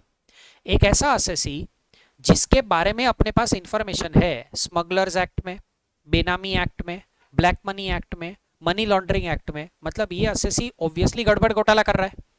अब उसको भी पता चल जाएगा कि मेरे पीछे लग गया डिपार्टमेंट, मेरे पीछे स्मगलिंग एक्ट में, ब्लैक मनी एक्ट में officers are now thinking about taxing me, jailing me. तो इसको हम अपडेटेड रिटर्न का ऑप्शन नहीं देंगे ना कि चल ठीक है तू इनकम दिखा दे, अपडेटेड रिटर्न दे दे। You understood this? Okay. Point L, ये भी सिंपल है। ये वर्ड क्या है? फुल फॉर्म डायरेक्ट टैक्स नहीं। सो अगर हाँ, ये भी शायद कोइंसिडेंटली मैंने बोला था कि डबल टैक्सेशन अवॉइडेंस अग्रीमेंट का मोटिव क्या है? डबल टैक्स अवॉइड करना। लेकिन income tax authority from India will communicate with income tax authority of a foreign country कि तुम्हारे देश में हमारे सिटीजन का कितना एसेट है। ये शायद मेरे को याद आ रहा है, मैंने कभी बात किया था।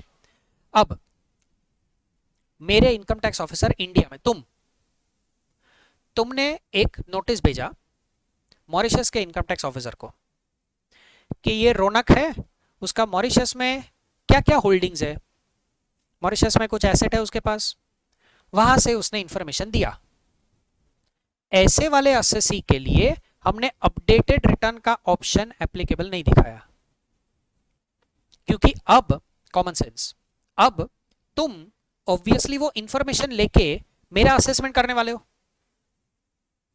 Use your common sense about what I am going to ask you next. तुमने इंफॉर्मेशन निकाला, अगर वो इंफॉर्मेशन लेके तुम रेगुलर असेसमेंट कर सकते हो तो तुम रेगुलर असेसमेंट करोगे। अगर रेगुलर असेसमेंट का टाइम लिमिट खत्म हो गया है, उसको भी टाइम लिमिट में करना पड़ेगा ना, जैसे रिटर्न टाइम लिमिट में फाइल करना है। रेगुलर असेसमेंट का टाइम लिमिट खत्म हो गया है तो तुम क्या करोगे? Income escaping assessment. But that means you are doing, you मतलब कौन? assessing officer is doing my assessment or is going to start my assessment on the basis of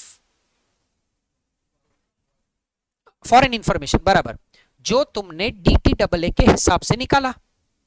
अब तुम्हारे पास ऑलरेडी इंफॉर्मेशन आ गया है कि मैंने इनकम छुपाया है और अब तुम उस इनकम को टैक्स करने वाले हो। अब मैं सामने से आके तुमको बोलूं ये लो मेरा अपडेटेड रिटर्न, ये ऑप्शन मेरे लिए अवेलेबल नहीं है, बिकॉज तुम ऑल एनीवेज मेरी इनकम पे टैक्स लगाने वाले हो। मुझे पता नहीं, मुझे कैसे पता चलेगा? सो कोई भी असेसमेंट के लिए सबसे पहले एक नोटिस आता है for all three. This doubt is coming up because मैंने असेसमेंट डिस्कस नहीं किया तुम्हारे साथ। सो प्रोसीजर क्या है किसी भी असेसमेंट का? जनरलाइज्ड करूं तो सबसे पहले एक नोटिस आएगा। नोटिस मतलब तुम नोटिफाई कर रहे हो कि देख मैं तेरा ये वाला असेसमेंट शुरू कर रहा हूं। फिर एओ क्वेश्चन पूछेगा, असेसर रिप्लाई देगा, वापस रिप्लाई के बेस पे कोई क्वेश्चन पूछ सकता है। ये मेन प्रोसीजर होगा।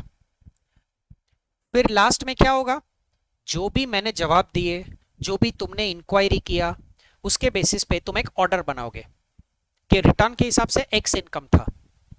फिर असेसी ने ये डिडक्शन लिया है लेकिन ये डिडक्शन गलत लिया है, ये एग्जेम्पशन लिया है वो गलत लिया है, ये डिडक्शन भूल गया है लेकिन उसको लीगली मिलना चाहिए, हम डिडक्शन भी दे दिया। इसने ये टैक्स गलत भरा, वो टैक्स गलत भरा, ये टैक्स सही भरा, और पूरा राइटिंग में एक ऑर्डर बनेगा जिसमें इनकम कैलकुलेट होगी, टैक्स कैलकुलेट होगा, जो एओ करेगा। सो स्टेप 1 नोटिस, स्टेप 2 बीच का main procedure, asking information, asking questions, final order pass हुआ।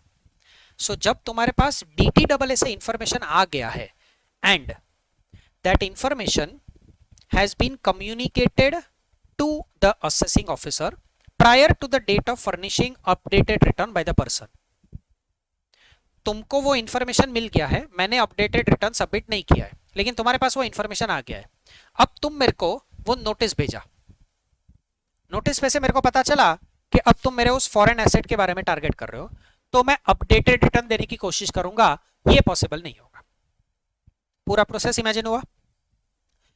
If any prosecution jail proceedings have been initiated, तो तुम रिटर्न फाइल नहीं करोगे तो जेल भी हो सकता है, टीडीएस बराबर से नहीं भरोगे तो जेल हो सकता है, टैक्स पे नहीं करोगे तो भी प्रोसिक्यूशन प्रोसीडिंग्स है। So if they have been already started, कि तुमने रिटर्न नहीं दिया है फॉर, हम लोग 2023 में बैठे ना, तो तुमने रिटर्न नहीं दिया है 2021-22 AY 21-22, तुमने रिटर्न ऑफ इनकम नहीं सबमिट किया है और तुम्हारा टैक्स कुछ करोड़ों में है, सो टैक्स तो वसूल करना ही है, लेकिन इट्स अ सीरियस ऑफेंस, तो तुमको जेल में भी डालना है। अब जेल का प्रोसीडिंग्स चालू हो गया, प्रोसीडिंग चालू हुआ, डाल नहीं दिया तुमको जेल में, बट तुमको नोटिस भेजा कि we are going to prosecute you under this section. So तुमको सीधा जेल में नहीं डाल रहे, तुमको चांस दे रहे, तुम अपना सिचुएशन जस्टिफाई करो, क्यों रिटर्न नहीं दिया एक्सेट्रा।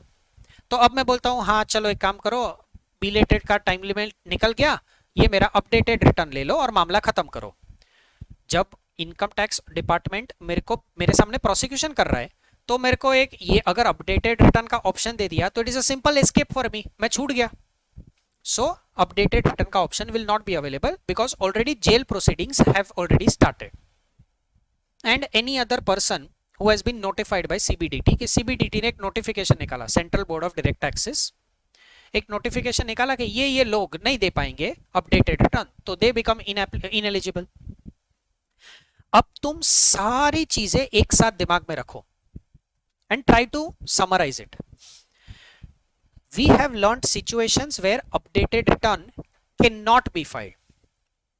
अगर रिफंड दिखाना है नहीं हो सकता, लॉस दिखाना है नहीं हो सकता, टैक्स कम करना है नहीं हो सकता, रिफंड इंक्रीज करना है नहीं हो सकता। So if you pick up only this much in your mind, मैं अपडेटेड रिटर्न कब फाइल कर पाऊंगा, या तो मेरे को मेरा टैक्स इंक्रीज, मतलब ये सेक्शन बेसिकली अगर तुम सोचो तो डिपार्टमेंट ने अपने बेनिफिट के लिए बनाया। मैं मेरा टैक्स इंक्रीज करूंगा तो मैं अपडेटेड रिटर्न दे सकता हूं। अब टैक्स इंक्रीज कैसे होगा, या तो इनकम इंक्रीज हो गई या तो डिडक्शन कम हो गया। सो इनकम इंक्रीज हो रहा है, डिडक्शन रिड्यूस हो रहा है, तो ओवरऑल इफेक्ट ये होगा, ओवरऑल इफेक्ट कि मेरा टैक्सेबल अमाउंट इंक्रीज होगा, टैक्स बढ़ जाएगा, तो अपडेटेड रिटर्न पॉसिबल है। इनकम रिड्यूस हो रही है, प्रॉफिट लॉस में कन्वर्ट हो रहा है, पेएबल अमाउंट रिफंड में कन्वर्ट हो रही है, एग्जिस्टिंग रिफंड बढ़ रहा है, ये जो मैं केसेस बोल रहा हूं इसमें updated return is not possible. अच्छा सपोज प्रॉफिट लॉस में कन्वर्ट हो रहा है तो अपडेटेड रिटर्न पॉसिबल नहीं है। लॉस अगर प्रॉफिट में कन्वर्ट हो रहा है पॉसिबल है, बराबर है। लेकिन जरा ये सोचो, मैंने लॉस दिखाया था मेरे रिटर्न में, फिर ये लॉस प्रॉफिट में कन्वर्ट हुआ, लेकिन जब ये लॉस दिखाया था ना तब इसको किया था कैरी फॉरवर्ड।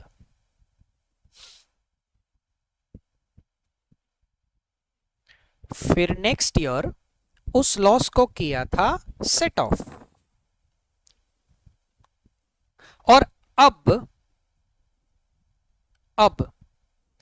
मैं अपडेटेड रिटर्न फाइल कर रहा हूं। So to put my example in a better वे,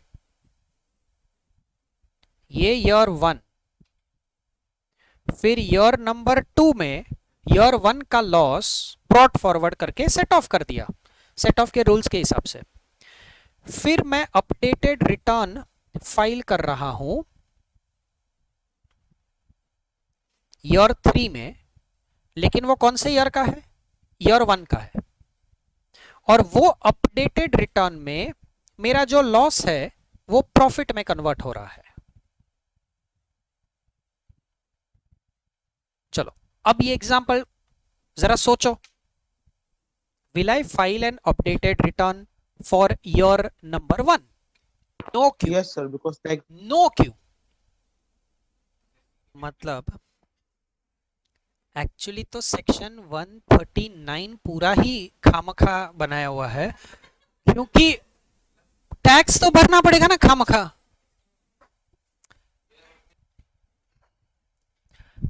तो जब हम इनकम टैक्स एक्ट जनरली कोई भी बंदा पढ़ता है तो वो यही पढ़ता है कि क्या होना चाहिए और क्या नहीं होना चाहिए।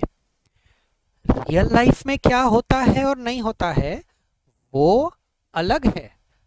मतलब मेरा गलती हो गया, मेरा क्वेश्चन गलत क्यों था पता है?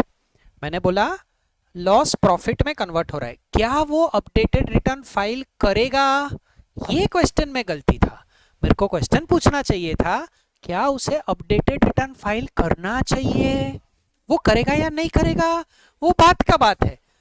आइडियल बातें करते हम लोग सत्संग में, बाबा प्रवचन दे रहे इधर और भक्त ये बोल रहा है वो जो तुम बोल रहे हो ना वो रियल लाइफ में नहीं होता, हाँ लेकिन ज्ञान करने के लिए ज्ञान बांट लेते। चलो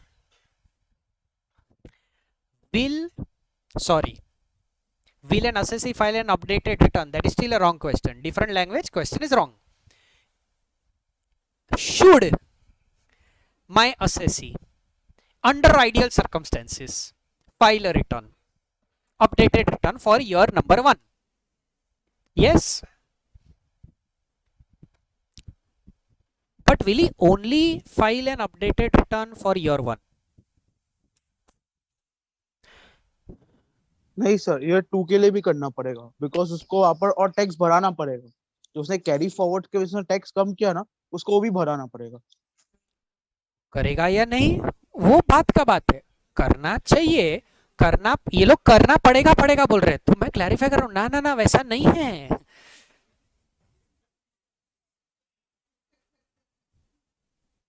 ये पढ़ो, ये पढ़ो पढ़ो।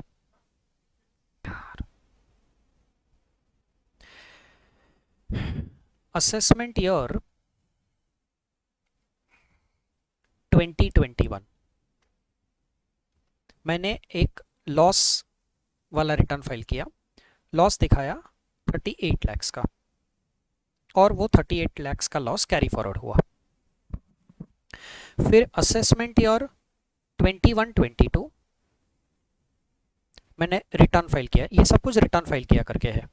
मैंने रिटर्न फाइल किया जिसमें मैंने प्रॉफिट दिखाया ऑफ 12 लाख, लेकिन ये ब्रॉड फॉरवर्ड लॉस था तो मैंने 12 सेट ऑफ कर दिया और बोला टैक्सेबल 0।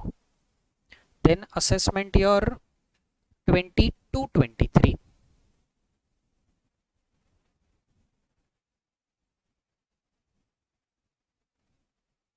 इसका भी मैंने रिटर्न फाइल किया, इसमें मैंने प्रॉफिट दिखाया 36 लाख। अब मैं बोलूंगा ब्रॉड फॉरवर्ड कितना होगा,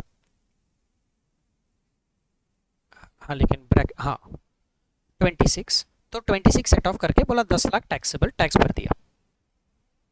अब 20 जनवरी 2023 को मैंने अपडेटेड रिटर्न फाइल किया फॉर असेसमेंट ईयर 2021। मुझे डेट्स दे दे, असेसमेंट ईयर 22-23 जिसमें 26 लाख का लॉस सेट ऑफ किया मैंने, वो रिटर्न कब फाइल किया होगा मैंने? कोई भी डेट दे दे, कोई भी डेट दे देना, जुलाई, तो समझ 26 जुलाई वो 2022 होगा। फिर उसी तरीके से ये भी रिटर्न फाइल किया, समझ 16 जुलाई 21, ये लॉस वाला रिटर्न है तो इसको तो टाइम पे ही फाइल करना पड़ेगा, नहीं तो कैरी फॉरवर्ड नहीं होगा। सो इसको समझ 1 जुलाई 20 को फाइल कर दिया, ठीक है। अब जनवरी 2023 मतलब अपडेटेड रिटर्न का टाइम लिमिट क्या है? 2 साल। सो अगर मैं AY 2021 का अपडेटेड रिटर्न फाइल कर रहा हूं तो उसका लास्ट डेट क्या होगा? मार्च 23, तो मैं जनवरी 23 में अपडेटेड रिटर्न दे रहा हूं। अब इस अपडेटेड रिटर्न में मैं बोल रहा हूं कि वो जो 38 लाख का लॉस है ना, वो लॉस कैलकुलेट करते समय मैंने गलती से एक फिक्स्ड एसेट को पीएनएल में डेबिट कर दिया था, जबकि उसको तो ब्लॉक में डाल के डेप्रिशिएट करना चाहिए था। मैंने गलती से उसको उसको पीएनएल में डेबिट कर दिया था और वो मेरे को तभी रियलाइज नहीं हुआ। तो वो फिक्स्ड एसेट था समझ 60 लाख का, और उस पर 6 लाख रुपए का डेप्रिसिएशन आता था। मैंने तो पूरा 60 लाख पीएनएल में डेबिट मार दिया था, जो गलत ही था। उसकी वजह से मेरा लॉस आ गया। अब मैं ये चीज चेंज करूंगा। सो जब मैं चेंज करूंगा तो जो फिक्स्ड एसेट का कॉस्ट पीएनएल में डेबिट किया हुआ है वो डिसअलाउ करूंगा, ऐड बैक करूंगा, और उस पर जो डेप्रिसिएशन हक से बनता है वो डेप्रिसिएशन क्लेम कर लिया। मैंने बिल्डिंग इमेजिन कर दिया 10% WDV, तो 60 लाख का 10% मैंने 6 लाख रुपए का डेप्रिसिएशन कर दिया। अब मेरा लॉस प्रॉफिट में कन्वर्ट हुआ। सो अगर लॉस प्रॉफिट में कन्वर्ट हुआ तो मैं ये पॉइंट ए में कवर हो गया, तो मैं अपडेटेड रिटर्न फाइल कर सकता हूं। तो ये कितना 16 आएगा, शायद 16 लाख टैक्सेबल आएगा ओवरऑल। लेकिन अब इसकी वजह से सोच और क्या होगा, तो पॉइंट बी छोड़ दे, इन द सेंस थियरी छोड़ दे। तो मेरे को मेरे एग्जाम्पल सिखाना, फिर मैं तेरे को थियरी भी रीड करवा दूंगा। एज ऑफ नाउ 2 मिनट के लिए मेरे को एग्जाम्पल में क्या करूं बता। हो गया बस।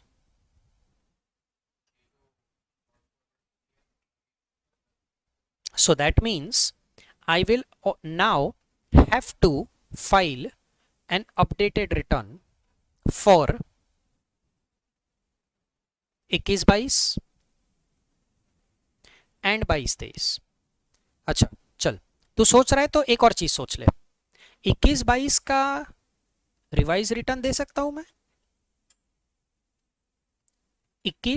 नहीं, क्यों? टाइम गया बराबर, 31 दिसंबर 2021। उसी तरीके से 31 दिसंबर 2022 भी गया, मैं तो जनवरी 23 में बैठा हूं। रिवाइज रिटर्न का ऑप्शन है नहीं अपने पास, तो अपने को अपडेटेड रिटर्न ही देना पड़ेगा। अब पढ़, if filing of an updated return has resulted into reduction of loss to be carried forward, ये मैंने सिखाया अभी, और reduction of unabsorbed depreciation. So ये इसका मैंने एग्जांपल नहीं लिया है, मैंने एग्जांपल क्या लिया था कि लॉस था और वो कम हो गया। अब जैसे लॉस था तुमने कैरी फॉरवर्ड किया था, वैसे हो सकता है ना कि तूने अनएब्जॉर्ब्ड डेप्रिसिएशन पहले गिना था और वो कैरी फॉरवर्ड कर रहा था, लेकिन अब उसमें चेंज आ गया, उसमें कम हो गया अनएब्जॉर्ब्ड डेप्रिसिएशन, तो उसका इंपैक्ट फ्यूचर ईयर्स में भी आएगा। फिर reduction of brought forward MAT credit, तो तूने MAT credit carry forward brought forward किया था, लेकिन अब किसी पुराने ईयर का इनकम चेंज हो रहा है। अब उसका इंपैक्ट इमेजिन कर, अगर इनकम चेंज होगा तो या तो रेगुलर टैक्स चेंज होगा या तो मैट चेंज होगा, उसकी वजह से मैट क्रेडिट में भी चेंज आएगा।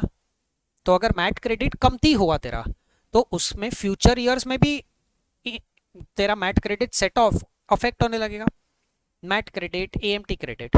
सो ये पॉइंट आपको बोल रहा है कि in such situations updated return shall be filed for every subsequent year.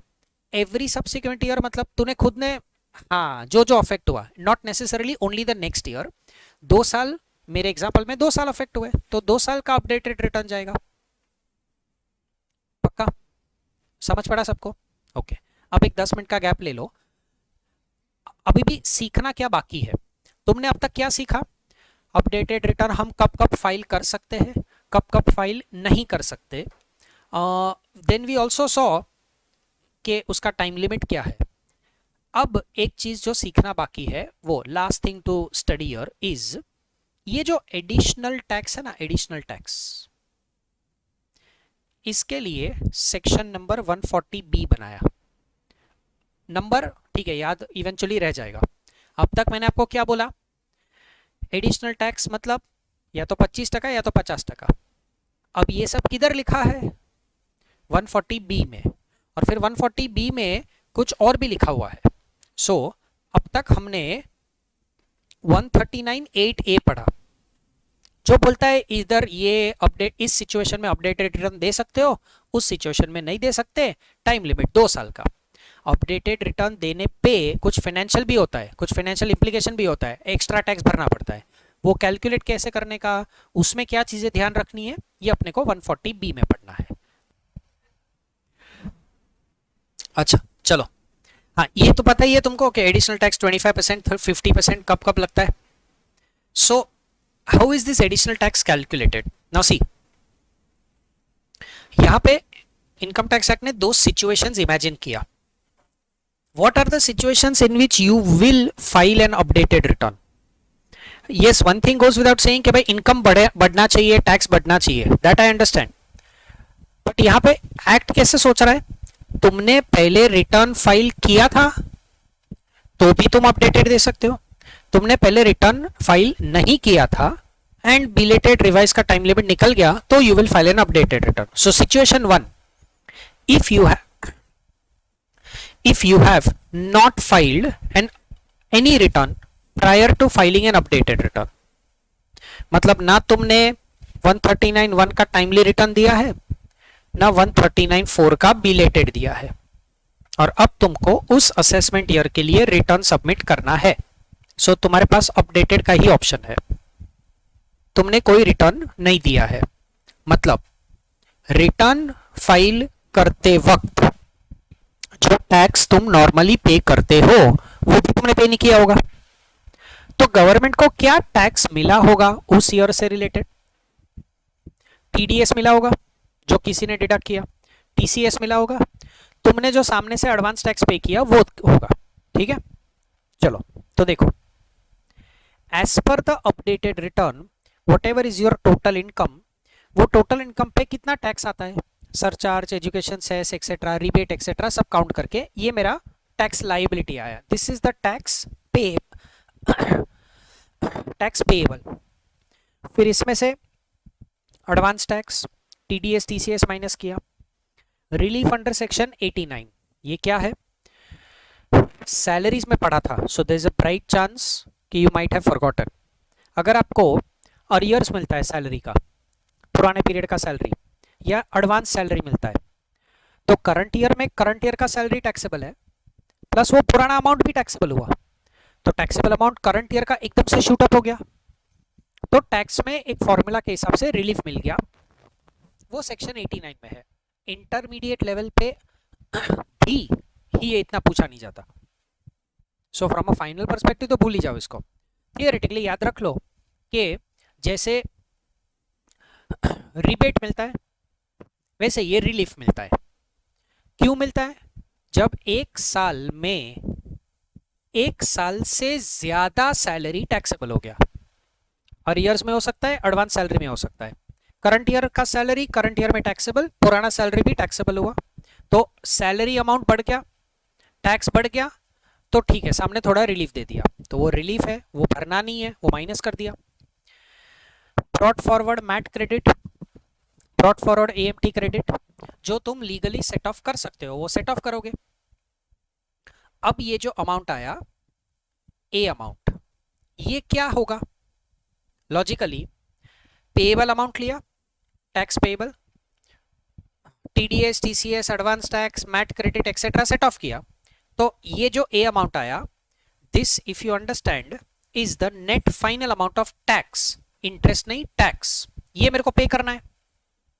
ठीक है,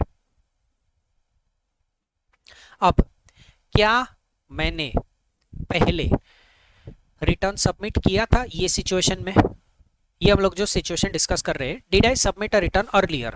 नहीं। So now that I am submitting an updated return, this return is obviously after my due dates 31 July, 31 October, 30 November, उसके बाद ही है ये, तो मेरे को 234A का इंटरेस्ट पे करना पड़ेगा। व्हाट इज 234A का interest? Delay in filing return. फिर एडवांस टैक्स मैंने पे किया है, लेकिन ऐसा हो सकता है कि मैंने एडवांस टैक्स ना पे किया हो या कम पे किया हो। ये फिगर जीरो भी हो सकता है या ये फिगर कम भी हो सकता है। मतलब एडवांस टैक्स पे करने में डिफॉल्ट हुआ। तो जैसे मैं नॉर्मल रिटर्न फाइल करता था, कल के लेक्चर में मैंने नॉर्मल रिटर्न देखा था। कल के लेक्चर में हमने एक सेक्शन देखा 140A, इसका हेडिंग था सेल्फ असेसमेंट। इसमें हमने देखा था, in fact rather than talking abstractly, let me open up that stuff. This is what I had done with you. Section number 140A, ये देखो, जब तुम नॉर्मल बेसिस में 139 में रिटर्न फाइल करोगे, टाइमली, बिलेटेड, रिवाइज्ड, कोई भी रिटर्न, या फिर एओ ने नोटिस भेजा और उसके रिस्पांस में तुमने रिटर्न दिया, तो तुम इनकम कंप्यूट करोगे, उसके साथ साथ अमाउंट कंप्यूट करोगे। अमाउंट में आता है टैक्स, इंटरेस्ट, फी। टैक्स सबको पता है। टैक्स अगर तुम ध्यान से देखो तो basic, rebate, surcharge, health education cess, TDS, TCS, advance tax, credit set off किया। फिर मैंने ये 3 इंटरेस्ट भी गिना ना। ये कौन सा सेक्शन है अभी तुम्हारे सामने स्क्रीन पे? 140A। 140A कब लगेगा? Self assessment, understood. 140A ऐसे सेक्शन कब लगेगा? जब मैं नॉर्मल रिटर्न्स फाइल कर रहा हूं, टाइमली, बिलेटेड, रिवाइज्ड, 139, 1, 4, 5 वाला, अपडेटेड नहीं। तो सेल्फ असेसमेंट का टैक्स, उसमें भी इंटरेस्ट ऐड कर रहे हो तुम। अब मैं क्या कर रहा हूं? मैं अपडेटेड रिटर्न दे रहा हूं। मतलब मैं 139, 1, 4, 5 वाला कोई रिटर्न नहीं दे रहा हूं, मैं 139, 8A अपडेटेड दे रहा हूं दिसंबर खत्म होने के बाद। इसके पहले मैंने कोई रिटर्न दिया था? नहीं दिया था। मतलब मेरा सवाल तुम सबसे, तो if no return has been filed earlier, क्या मैंने सेक्शन 140A सेल्फ असेसमेंट वाले सेक्शन के हिसाब से कुछ पे किया होगा? नहीं पे किया होगा ना। सो 140A नथिंग वाज पेड। अब हम लोग अपडेटेड रिटर्न में है, मतलब हमारा सेक्शन नंबर 140A नहीं 140B है। लेकिन पैटर्न तो अभी भी एक तरीके से सोचो तो वही है। इनकम पे टैक्स गिना, TTS, TCS, advance tax minus किया, इंटरेस्ट वगैरह ऐड किया। उधर भी इंटरेस्ट ऐड करते थे। उधर मतलब किधर? 140A सेल्फ असेसमेंट, वो अपना नॉर्मल तरीके से रिटर्न चाहता था, उसमें भी इंटरेस्ट पे होता था। ये अपडेटेड है लेकिन इसमें भी तो इंटरेस्ट पे करना है। तो 234A, B, C तीनों सेक्शंस का इंटरेस्ट पे किया मैंने। वो इंटरेस्ट ₹20 आया। फिर मैंने लेट रिटर्न है, पहले तो रिटर्न दिया नहीं था, अपडेटेड दे रहा हूं, तो या तो 5000 या तो 1000 फी पे किया। सो मैं पे करूंगा A, B, C, A plus B plus C। What is A? Tax payable. What is B? Interest. What is C? Fee. लेकिन because this is a updated return, मेरे को एडिशनल टैक्स भी पे करना है। In fact as a student you can also think like this बेटा, अगर ये updated return नहीं होता, अगर ये मेरा नॉर्मल रिटर्न होता, तो मैं A पे करता, B पे करता, C पे करता और बस खत्म। Because there is an updated return, मेरे को एडिशनल टैक्स पे करना है। Now additional tax is either 25% और 50% of A plus B plus C tax plus fee amount पे एडिशनल टैक्स नहीं है। एडिशनल टैक्स है A पे। What is A? What is B? तो A प्लस B पे या तो 25% या तो 50%। And you know this, after 31 December but up to 12 months तो 25%, after 12 months but up to 24 months तो 50%। तो मेरा एडिशनल टैक्स मैंने डी गिन लिया। मतलब जब मैं अपडेटेड रिटर्न दूंगा तो मैं गवर्नमेंट को टैक्स दूंगा, इंटरेस्ट दूंगा, फी दूंगा, और वो टैक्स प्लस इंटरेस्ट पे एडिशनल टैक्स दूंगा, और ये 4 का जो अमाउंट आएगा ये मैं गवर्नमेंट को पे कर दूंगा। सिंपल, समझ पड़ा? ओके, ये सिचुएशन बहुत सिंपल था कि भाई पहले रिटर्न दिया नहीं है, सबसे पहला रिटर्न तुम उस असेसमेंट ईयर का जो फाइल कर रहे हो वो अपडेटेड रिटर्न ही है, तो नॉर्मल तरीके से टैक्स कैलकुलेशन हो रहा था। अब सिचुएशन कॉम्प्लेक्स कैसे बनती है कि भाई बंदे ने पहले रिटर्न फाइल कर दिया है और अब वो अपडेटेड रिटर्न फाइल कर रहा है। कौन सी सिचुएशन में वो अपडेटेड रिटर्न फाइल करेगा? टैक्स लायबिलिटी बढ़ रहा है। अगर टैक्स लायबिलिटी रिड्यूस हो रहा है, नहीं कर सकता। रिफंड आ रहा है, नहीं कर सकता। रिफंड बढ़ रहा है, नहीं कर सकता। ये सब अपने को पता है। So the only possibility where as an assessee I will file an updated return is when my tax is increasing as compared to what I had earlier shown. But this means बेटा कि मैं पहले return file कर चुका हूं, मैं पहले tax पे कर चुका हूं, मैं पहले इंटरेस्ट पे कर चुका हूं, मैं पहले फी पे कर चुका हूं। टेक्निकली समझ पड़ता है तो पहले मैंने रिटर्न दिया, तो अगर रिटर्न पहले दिया तो मैंने ऑलरेडी सेक्शन 140A फॉलो कर दिया है। What is 140A? 140B क्या है?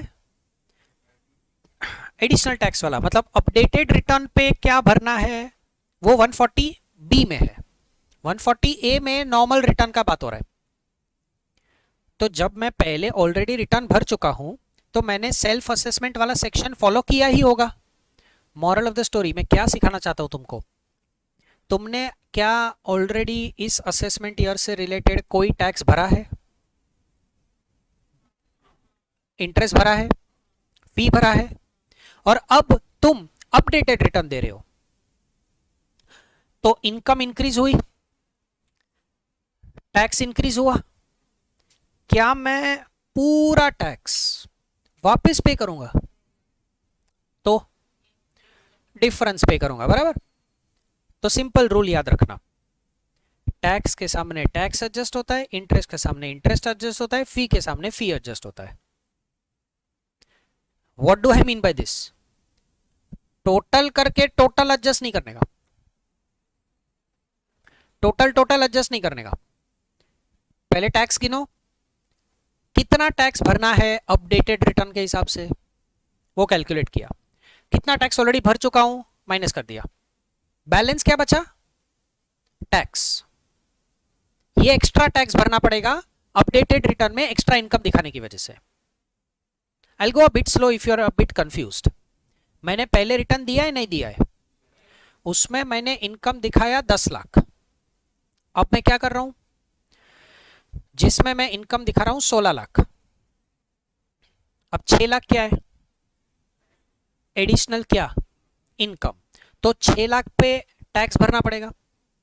टैक्स बढ़ा तो इंटरेस्ट टैक्स पे गिना जाता है, तो इंटरेस्ट भी बढ़ेगा। ऐसा भी पॉसिबल है कि फी बढ़ सकता है। इस एग्जांपल में फी नहीं बढ़ेगा क्योंकि दोनों अमाउंट्स 5 लाख के ऊपर है। फी का हमने प्रोविजन क्या पढ़ा है? 1000 रुपया, 5000 रुपया। If the total income was up to 5 lakhs, 1000 रुपया अबव 5 लैक्स। सो अगर मैं एग्जांपल बोलूं कि पहले इनकम 4 लाख था और फिर इनकम 16 लाख हुआ, तो पहले फी कितना भरा होगा आपने, अभी फी कितना भरोगे? तो एक्स्ट्रा 4000 भी फी अभी भरना पड़ेगा ना। As a student you might mathematically think कि सर तो एक काम करते, 16 लाख रुपए पे टैक्स गिनते, इंटरेस्ट गिनते, फी गिनते। 16 लैक्स इनकम है ना, उस पर टैक्स गिनो, इंटरेस्ट गिनो, फी गिनो, टोटल मारो। 10 लाख रुपए का इनकम तुम ऑलरेडी दिखा चुके हो, उस पर टैक्स गिनो, इंटरेस्ट गिनो, फी गिनो, टोटल मारो, और ये दो टोटल डिफरेंस करो और बैलेंस भर दो। ऐसा नहीं करने का वो क्यों मैं समझा रहा हूं, करके देखो। ऐसा तकलीफ क्या होगा पता है? Additional tax, tax plus interest पे गिनना है ना। तुम तो तीनों चीजें इकट्ठा कर दिया। नहीं समझा? मैं एक्चुअली तुमसे इमेजिन करवाया। So instead of doing things on a total aggregate basis, 16 lakh पे टैक्स, 10 लाख पे tax, difference tax. Interest 16 lakh की इनकम पे, 10 लाख की इनकम पे, डिफरेंस इंटरेस्ट। पुराना फी, सॉरी नया फी अमाउंट, पुराना फी अमाउंट, डिफरेंस। अब तो तुम्हारे पास 3 डिफरेंस वाले अमाउंट आए, extra tax, extra interest, extra fee, और अब तुम एडिशनल टैक्स गिनोगे विच इज 25% या 50% ऑफ वो एक्स्ट्रा टैक्स और एक्स्ट्रा इंटरेस्ट। फी को टच नहीं करने का। That is why I said tax के सामने टैक्स, इंटरेस्ट के सामने इंटरेस्ट, फी के सामने फी। ओके, यहां तक समझ पड़ा? अच्छा, अगर ये सिचुएशन में, ये स्पेसिफिक सिचुएशन में अपडेटेड रिटर्न क्यों फाइल होगा? और सॉरी, अपडेटेड रिटर्न किस सिचुएशन में फाइल हो सकता है? अगर इनकम बढ़ रही है, बराबर? तो पॉसिबल है ना कि ये जो इनकम बढ़ रही है उस इनकम पे टीडीएस भी हुआ होगा। जैसे पहले कितनी इनकम दिखाई मैंने? 10 लाख। अभी कितनी दिखा रहा हूं? तो एक्स्ट्रा इनकम कितनी? 6, जिसमें से किसी ने मेरे को 2 लाख रुपया दिया था, 6 में से 2 लाख दिया था, वो 2 लाख मैंने नहीं दिखाया था, वो 2 लाख पे उसने टीडीएस भी किया था। अब अपना बुद्धि यूज करो बेटा। Did I disclose that 2 lakh rupees income earlier? Now am I disclosing it? In the 6 lakhs it is included. अगर मैं 2 लाख की इनकम डिस्क्लोज कर रहा हूं तो उस पे जो टीडीएस हुआ रहेगा वो भी तो मैं कैलकुलेशन में माइनस करूंगा ना। Could you understand? सच्ची?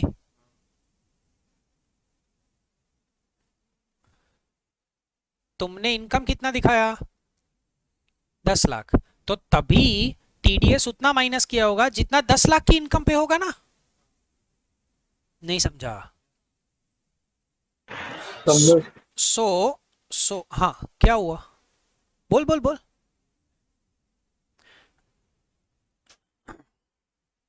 टीडीएस कब दिखता है? Okay, no, I agree with you, but if you think about it carefully, सामने वाले ने तेरा टीडीएस डिपॉजिट किया रहेगा तो ही ना।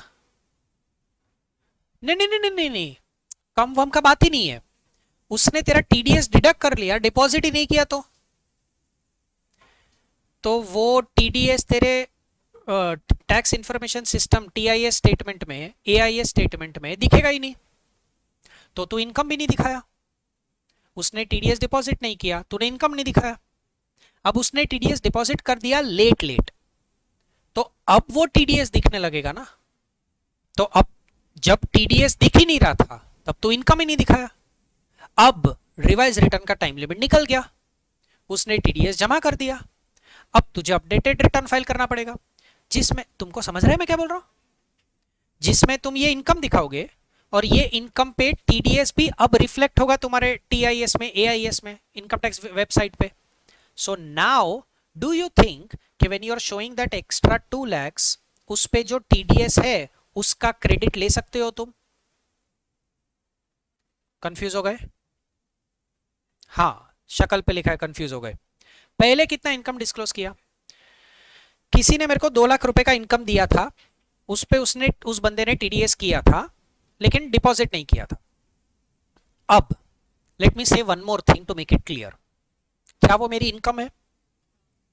क्या मुझे वो दिखाना चाहिए? लेकिन मैं नहीं दिखाता। क्यों? क्योंकि सामने वाले बंदे ने टैक्स डिडक्ट किया था, डिपॉजिट नहीं किया था।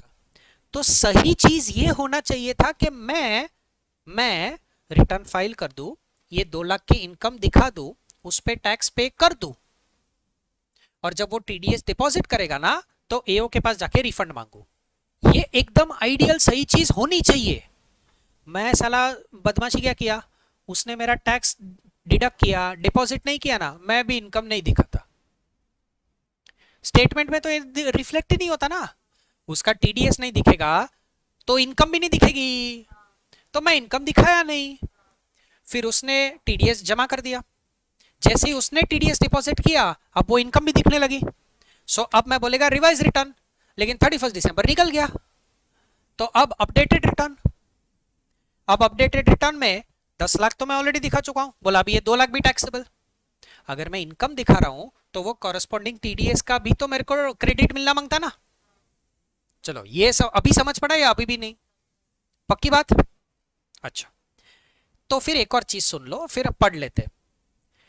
पहले कितना इनकम दिखाया था? अब वो 10 लाख पे टैक्स ना, टैक्स पेएबल समझो 1,17,000 था, लेकिन इसके सामने टीडीएस, टीसीएस, एडवांस टैक्स 1,30,000 था। ये कौन सा रिटर्न है बेटा? टाइम लिमिट वाला। सो सिचुएशन क्या आया? रिफंड 1,13,000 का रिफंड आया, और ये रिफंड मेरे को मिल गया। ये भी तुमको पता है, मैं कुछ याद दिलाता हूं। बैंगलोर में कंप्यूटर सिस्टम में रिटर्न प्रोसेस होता है। मेरा ये वाला रिटर्न प्रोसेस हुआ, कोई गलती नहीं निकला, लेकिन 13,000 का रिफंड है। रिटर्न ऑफ इनकम में तुम बैंक डिटेल्स देते हो, वो 13,000 का इनकम 13,000 का रिफंड मेरे बैंक में आ गया। अब मैं अपडेटेड रिटर्न दिया, तो 6 लाख का इनकम दिखाया, एक्स्ट्रा इनकम 6 लाख का, तो उस पर टैक्स भी आएगा। 6 लाख रुपीस पे 30%, ये 30 इंडिविजुअल का एग्जांपल ले लो तो 30% स्लैब में चला जाएगा 10 लाख के ऊपर। तो 6 लाख पे 30% 1,80,000, एडिशनल 1,80,000 सेस ऐड कर लो तो 5,000 5,500 और होगा। मोटा मोटी रफली स्पीकिंग मेरा ये वाला जो अमाउंट है ना 117, अब तुम मानते हो वो इंक्रीज होगा। So this works out to let us say 2,98,000, लेकिन टीडीएस, टीसीएस, एडवांस टैक्स 31 है। फिर वो एडिशनल 6 लाख रुपए पे भी टीडीएस हो सकता है, चलो वो भी ले लेते, 60,000 का टीडीएस हुआ, लेकिन अभी भी ये तो पेएबल ही आया ना। क्या सिर्फ इतना ही पे करना है गवर्नमेंट को? वो 13,000 रुपए का जो रिफंड दिया तुमको, अब वो भी तो वापस करना पड़ेगा ना। नहीं समझा? बस अब पढ़ो। Now you are ready to read. पढ़ो क्या किया मैं स्टार्टिंग में, just 2 minute, will quickly read this and some नहीं हो पाएगा but I just quickly read it and end it. Tax payable on total income as per updated return, surcharge, education cess गिन के। ध्यान से देखो अब क्या लिखा, TDS, TCS as per earlier return, advance tax as per earlier return. Earlier return मतलब मेरे एग्जांपल में वो 10 लाख वाला रिटर्न।